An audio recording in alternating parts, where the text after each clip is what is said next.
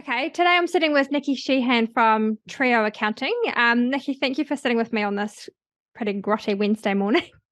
Yeah, it's pretty grotty down here, the lower North Island too. Yeah, Nickie is going to talk to us today about paying yourself, which I think is pretty cool. From my perspective, we see people who are sort of at that 12 to 18 month mark in business and things are going okay, and you want to start to pay yourself, which if you've got good advice from people like Nickie early on, you can do that well. So let's get started with what sorts of things should we be thinking about when we're thinking about paying ourselves out of the business? Okay, so I think one of the first things to be thinking about is try and separate your business income from your personal income. So that's one of the things that I see people doing a lot is they just kind of use their business bank account as their own personal spending account. Mm. What's really helpful is to try and sort of create this separation in your mind, even if you're a sole trader, between your business and you. So it would be spinach for Jemma and then Jemma personally. So you Mm-hmm. keep those two separate.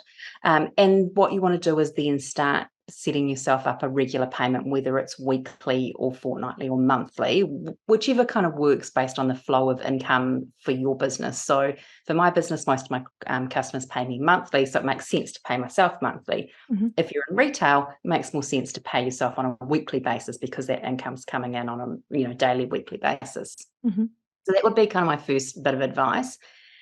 When you're working out how much to pay yourself, because that's always the next question, Yes. is work out, and I always work from sort of the bottom up. So I look at what does the business need to give me in order to live the life that I want, and that's what we're trying to aim for in terms of a profit level. Mm-hmm. And we want to set ourselves like a regular fixed amount and pay ourselves that. The reason we want to try and set a fixed amount is because our income goes up and down. So ideally what you want to be able to do is on those really good months, build up a bit of a buffer to cover you um, through those tougher times. Mm. Because ultimately what we're trying to do is get ourselves in a position like where we were when we were working for someone else, where we knew we could count on a regular income Mm. every week or fortnight. So that's kind of like the overarching principle of what I try and encourage my clients to aim for when they're looking at paying themselves. And then how much? Well, that's kind of like a piece of string, right? But ideally is when you're starting out in business, obviously you're just feeding yourself the leftovers, but Mm. you want to aim to try and get as quickly as possible to being replacing what you were earning in a salaried role for doing the same thing. Mm-hmm. And then ultimately you want to be starting to earn profit on top of that and pay yourself a bonus for the risks that you take as being the owner of that business. Because obviously, when you're working for someone else, there's not a lot of risk, not a lot of stress. Mm. So, but when you work for your own business, there's quite a lot of stress at times and there's quite a lot of risk. So you need to be rewarded for that. Yeah, absolutely. And to build on what you were saying when you started about the separation, Yeah. that's such a subtle comment, but incredibly powerful from our side as well. We see there, people go, "Oh, there's money coming in. I'm going to just chuck that on the business, whatever it might be, whether it's my lunch or my fuel or Yeah. something that might not totally be appropriate." Yeah. And I think that discipline that you're talking about, having clear firewalls between this is my money, this is the business's money, and just treating it as though it's not yours, you're the guardian of it. Yeah. Yeah. Um, Yeah. yeah. Absolutely. I think it's really important. And I do see it happening a lot, Mhm. particularly with new business owners who maybe haven't had a lot of experience in kind of financial management because they just all of a sudden see all this money coming Mm. in and they just don't separate it out. And there's like from a personal finance perspective, I'd really encourage people to read the Barefoot Investor. Like that's a really simple, Mm. straightforward, easy to implement process to manage your personal funds. And I mean, that's what I use, and I'm an accountant. So Mm. it's just so straightforward. You don't have to think about it, but it just helps you build that personal discipline. It helps you manage your money better. And then you can use similar principles to manage your business finances as well. Mhm. Yeah. Yeah, I love that. So what different vehicles can you use to pay yourself? Okay. So it That's depends a little probably bit. a whole webinar, really, isn't it? Yeah, it is. But it's funnily enough, it's one of the most asked questions. And I think when you ask that question, what you're wanting to know is the answer to two sort of sub questions. First of all, how do I get the money out of the business? Mm-hmm. Second, how do I deal with the tax on it? And so when you, so when you are working for someone else, it's really simple, right? Because, and it goes to also to the how much you get paid, because you just get paid this set amount every month. Mm. When you're working for someone else, it's beautifully wrapped up, because they look at what your gross salary is, they take out the tax, they give you the cash, and that goes into your bank account. You don't have to think about it. Mm. When you are operating a business, it's slightly different. And it depends a little bit on whether you are a sole trader or whether you are a company structure. Mm-hmm. But there's a couple of like overarching principles. The first one is there's a lot of confusion around the terminology and the idea of drawings. So drawings are basically withdrawing money from your business. Mm-hmm. What you actually pay tax on is the profit of your business. And how much tax you actually end up paying depends on how we allocate that profit. So if you are a sole trader, you just get taxed on the profit of your business. That becomes your self-employed income, and it goes into a specific box in your tax return, and you pay tax on your profit that your business makes, not the drawings, not the money that you're taking out of the business. Drawings is really just another word for withdrawing cash. So Mm-hmm. taking money out, you're borrowing it from the business. And it's probably helpful to think of it as more like an advance on your wages. So yeah. And I think with that, again, when you kind of go back to the idea of working with someone else, you know what your salary is or your wages are because it's agreed in a contract. When you own your own business, you've got no idea how much money you're going to make for the year, because it's a mystery, really. You can kind of take a stab in the dark of what it might be, but what it ends up at is always a mystery. So drawings is just a way of kind of paying you your wages in advance. And at the end of the year, we kind of settle it up and kind of go, okay, cool. This is how much profit you made. That's actually how much we're going to pay you for the year. Mm-hmm. And you might have some money left over in the business that you actually need to, are able to take out. Mm-hmm. Yeah. Does that make sense? Yes. Because it's kind of. No, it really, it does to me, certainly. And I think when you summarize it by saying it's kind of like your wages in advance, because when you earn a salary of, say, $60,000, the tax on 60 is this. But you don't know what your business is going to earn. So your business is saying, here's your wages in advance at the end of the year, because in addition to that, there's expenses of the company, but there's also expenses that aren't really money, like depreciation, for example, that you can kind of push back in there for. And again, that's a whole other conversation. But essentially, it's not until you've done those accounts that you really know what's left and how much tax. So correct. Rather than having to wait until you've washed that up to get that money, you're getting it in advance. Yeah, absolutely.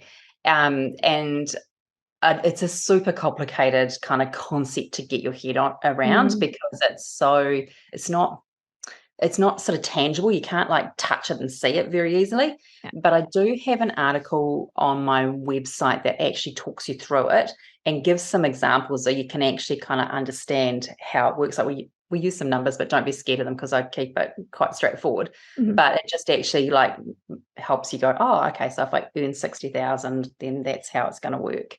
I'm going to leave a link for that, because that will be really useful. I think in this context, we're not going to get too deep into it, so we'll leave that there for if people want to dig in and see how it applies to their personal situation.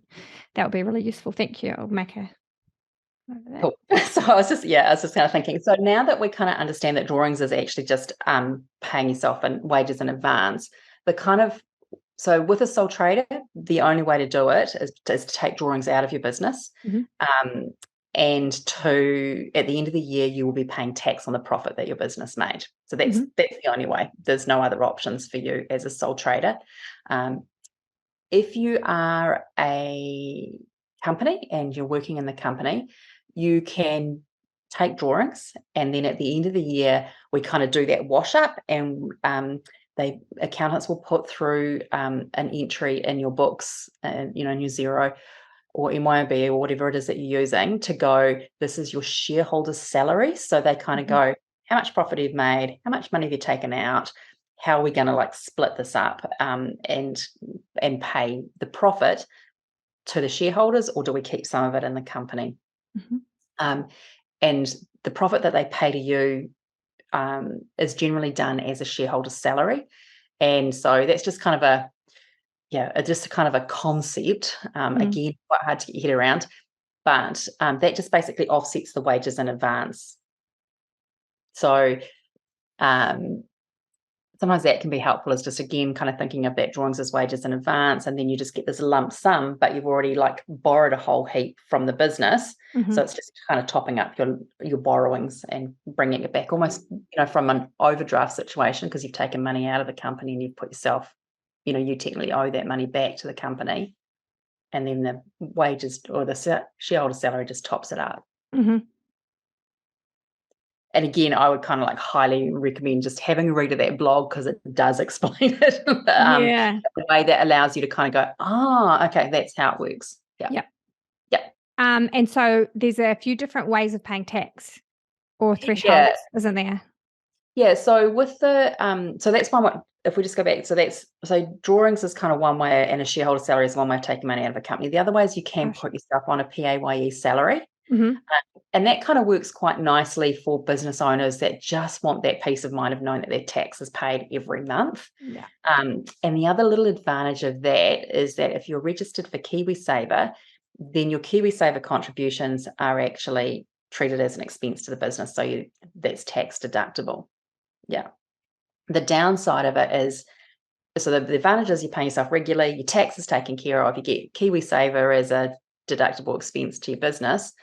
The downside is that, again, it's always so hard to actually understand where your profit is going to land for the year. Sometimes you might overpay yourself, and so your company ends up in a loss situation, which I have seen clients do, or you haven't paid yourself quite enough, and we have to still pay you a shareholder salary or a bonus at the end of the year to push some more money out to you. Yeah, but from my perspective, I'm not too worried which way a client goes, because we always work and keep an eye on how the profits are looking. So, in advance if there's going to be a big tax bill if you're on PAYE. Or we might go, I think you can put your pay up, which I always like telling clients. Or, hey, I think you're paying yourself a little bit too much. We might need to rein it in a wee bit. So, so either of those will work. Okay. Yeah. The other one we mentioned when we were sort of talking before we started recording was dividends. And that's something that in most small businesses we just don't actually bother with, we don't worry about. It's something that works well for a bigger company, but for most small companies, you're doing all the work. You need to be paid a market salary, and so 99% of the time we actually just push the profits directly out to you as the employee, shareholder employee of the business. Dividends would probably more apply if there's partners and stuff. So you've got an agreed salary, and you're not going to gouge it out extra. If you're doing well, you save it and then distribute it fairly at some agreed time later. Yeah. Okay. And that can work quite well if you've got for example, it might be a couple, and one person's working in the business, the other one's maybe at home with the kids, and so they're not earning very much. Once that the working partner is getting a market salary, then it kind of makes sense to actually push out dividends, because you can pay a lower tax rate. But to be honest, you don't see that very often, because most small businesses in New Zealand actually are struggling to just even pay a market salary to the people that are working in the business, which is a whole other topic for conversation, right? So, that hurts my heart of it, though. That does hurt my heart too. But we do it for the love sometimes. No, we shouldn't, because when we do it for the love, that's not a business, that's a charity. Yes, absolutely. And that's fine if that's what you want to do, but don't make the mistake of thinking that's a business. We need to be paying ourselves at least what we would earn if we were working for someone else. I love that. That's my bottom line. And so, is it appropriate to jump across and ask what's provisional tax? Yeah. Again, one of those really great tax and accounting concepts that make people just go, ugh. It's kind of scary for people, though. It is, because it's for a couple of reasons. So provisional tax is kind of like PAYE, but it's guesstimated. That's kind of the easiest way of explaining it. And not only is it guesstimated, but you only pay it like 3 times a year. So you pay it in way bigger lumps. Yeah. Yeah. And I think one of the other things that's really important, because a lot of your listeners are sort of in their first or second year of business. In that first year of business, cash flow is really, really tight, and so you're not putting money aside for tax, right? Because you're just struggling to survive. Because I always talk about the first 2 years in business as being the valley of death.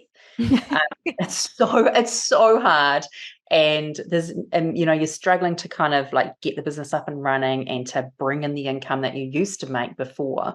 So money for tax just doesn't get thought about, because you just can't afford to, because otherwise you're not going to feed your family. But what happens with that is that once you hit a total tax bill of $5,000 for the year, which we really want to be doing, because I can't remember off the top of my head what that is, but it's only about $30,000 roughly of income. And we should be earning more than that, right? Like that's not even minimum wage. Yes. So once we hit those thresholds, we then have to start paying provisional tax. So the first year that you have to pay provisional tax, you're going to get a double whammy, because you're going to get hit with your like final tax bill for last year. And you have to start paying tax for the following year, and it can be really brutal. So I really encourage, as much as possible, to start trying to put away a set percentage of every dollar that comes in the door, taxes, and to cover GST as well. Yeah. And I know your next question probably going to be, what should that percentage be, Nickie? And that is something that you need to talk to your accountant about, because it will depend on what kind of business you've got. Service-based businesses, probably higher percentage, because you don't have as higher costs. Product-based businesses will be a lower one, but it varies for every single business. Yeah, and it's super gnarly and super important to know in advance, actually, because once you start getting into a cycle of struggling with tax debt, it's very distracting, and B, it's bad for your cash flow and your mental wellbeing and all the things. And so I guess that's the point of this series, is kind of pulling back the curtain on accounting principles and issues, and making you front-footed by going and having conversations with your own accountant and opening up that pathway of issue. From my perspective, I think your accountant should be involved in all the big decisions of your business. And mine too, funnily enough. And we just see it that they're not. And you need to take charge of stuff like this and know about it so you can plan. And then you've mentioned the first 2 years are like the valley of death, and the statistics say the same. The success rates of businesses in their first 2 to 4 years is just shocking. I think it's 37% make it to their 4th anniversary or something. And in part, that's due to the discipline that you mentioned earlier about siloing how you're using the money, relationships, and calling on your advisors early enough so that they can help you through certain decisions and issues. And that's the whole point of this project, is just to make you do better. Yeah. And there's so much to get your head around when you start a business, right? Like we usually go from being really good at what we do to thinking I can go and do that myself, and not appreciating actually how complicated other aspects, or how many other aspects there are of business, and then how complicated some of those things are. So, you and I have talked about people wanting to do their own accounts, and while you can do it, it doesn't mean that you're right. I could build my own house, but it doesn't mean that it would pass the council inspection and get code of compliance, right?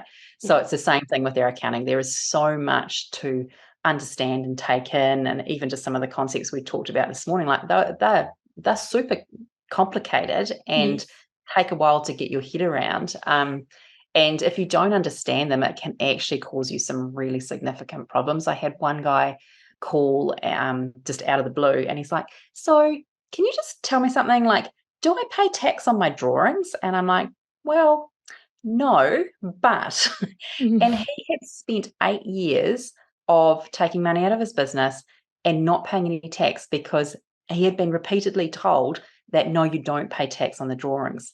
But no one ever bothered to explain to him that actually what you do pay tax on is the profit that you make as a sole trader.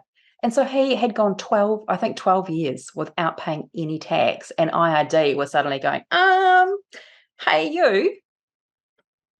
Imagine that. Imagine that.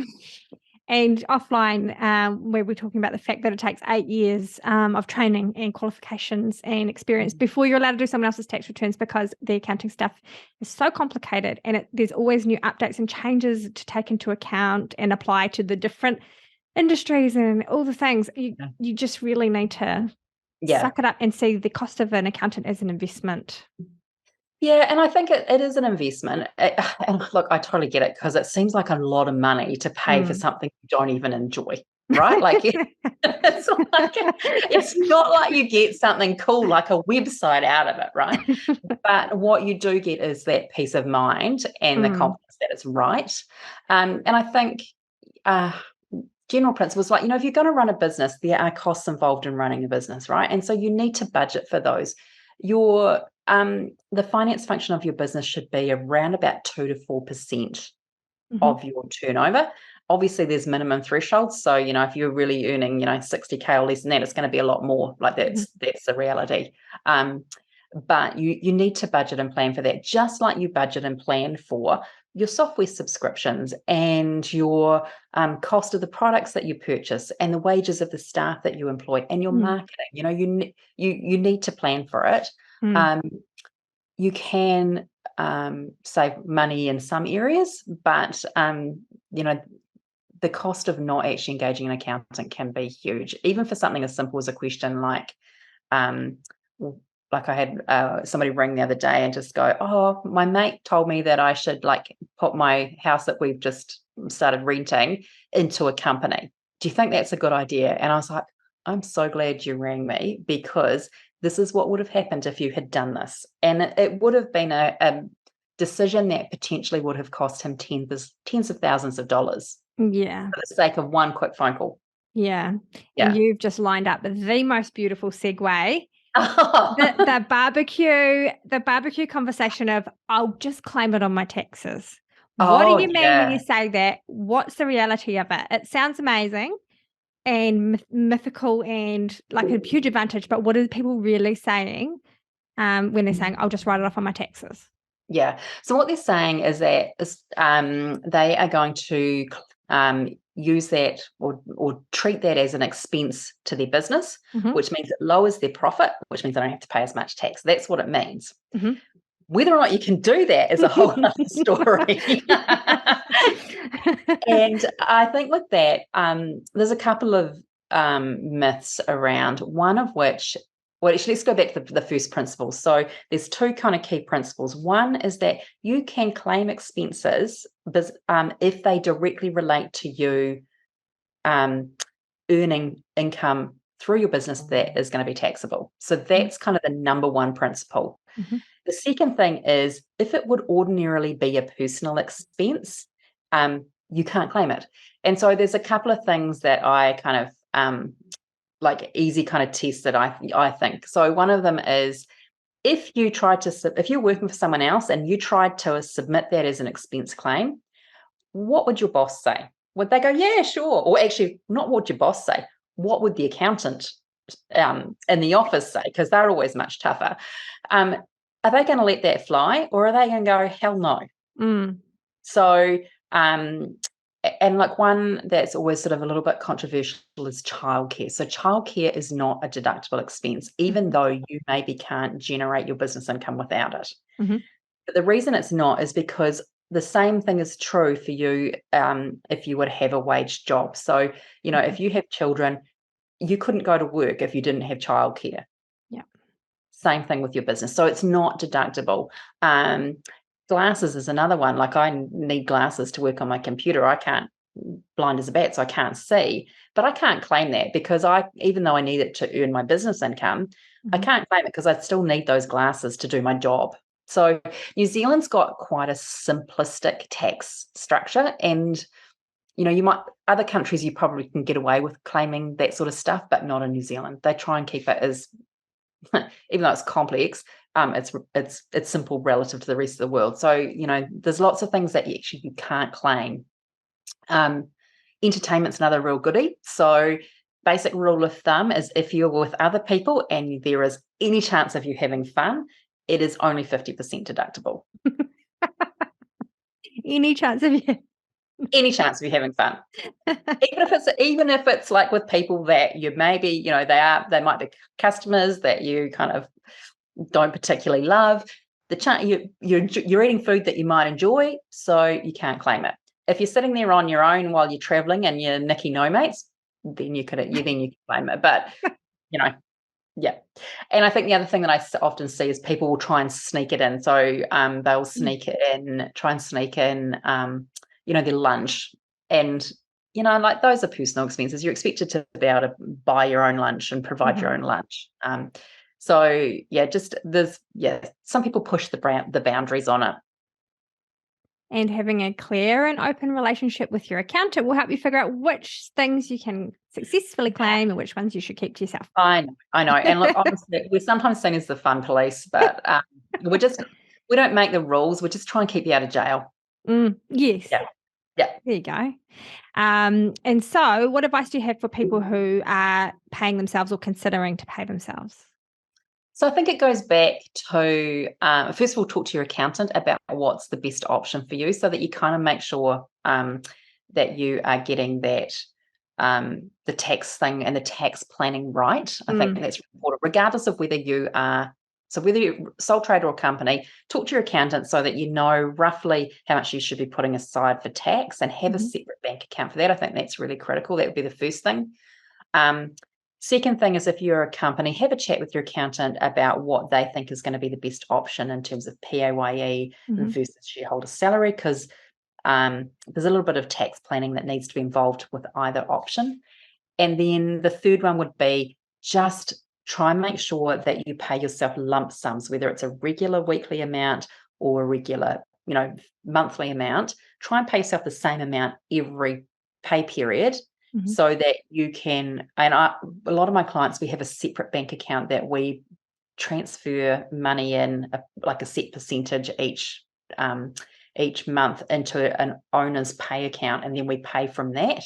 And the reason that we do that is that it provides a bit of a buffer. So over Christmas, for example, when lots of businesses go really quiet, you can build up a buffer during the year so that you know you've got the money in that account to pay yourself. And then also if you see that actually consistently over time, there's quite a lot, you know, even after your quiet period in Christmas, there's a lot left over. You can go, oh, I think I can give myself a pay rise. And that's a really nice feeling. Oh, I can give myself a bonus. Also a really nice feeling. Yeah. Yeah. Oh, amazing. Well, you make accounting principles really easy to understand, and I think that shows competence and, you know, and trustworthiness. So I really appreciate you taking the time to talk to me today about such a complicated, emotional topic. Money can often be emotional for people. Yeah, it can. Yeah. Yeah. So thank you for that. Right, my pleasure.